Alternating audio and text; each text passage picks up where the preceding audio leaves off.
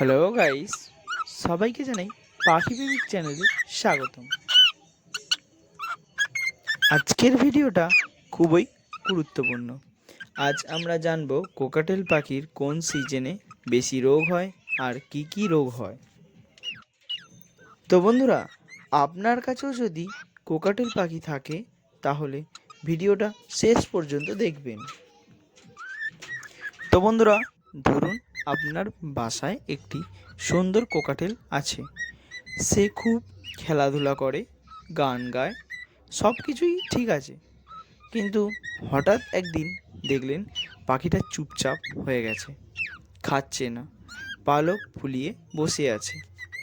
কেন এমন হয়?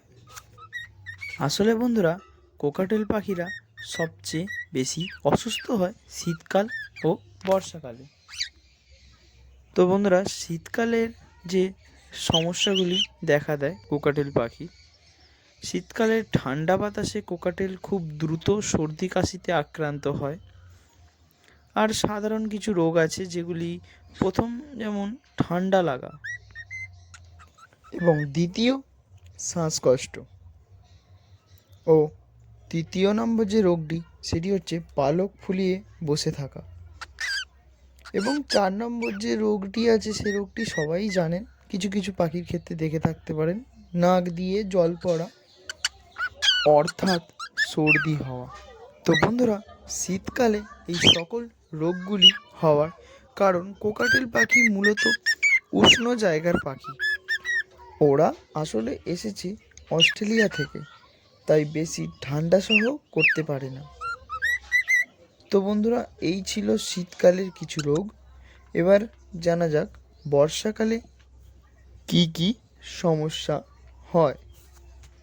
বর্ষাকালে আর্দ্রতা বেশি থাকে, এই সময়ে খাবার দ্রুত নষ্ট হয় এবং খাবারে প্রচুর পরিমাণে ব্যাকটেরিয়ার সমস্যা দেখা দিতে পারে।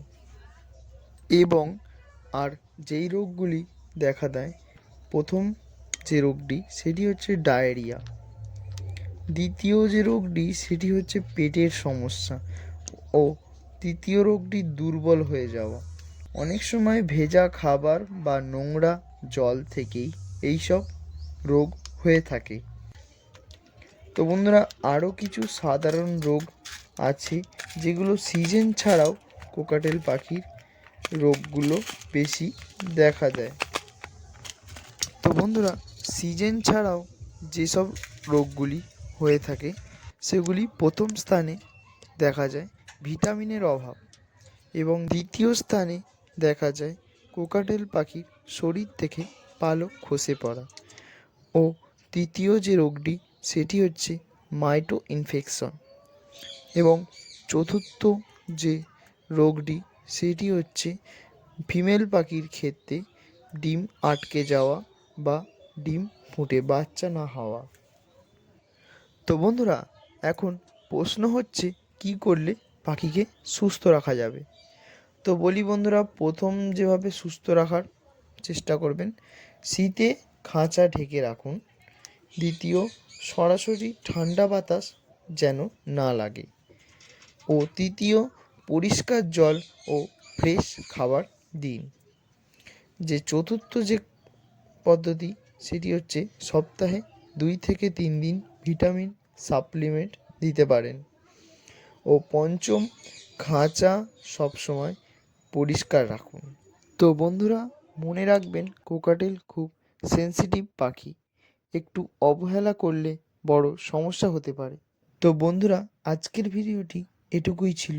ভিডিওটা ভালো লেগে থাকলে লাইক দিও, আর চ্যানেলে নতুন হয়ে থাকলে চ্যানেলটি সাবস্ক্রাইব করতে ভুলবেন না। Thanks for watching. আবারও দেখা হবে পরের ভিডিওতে।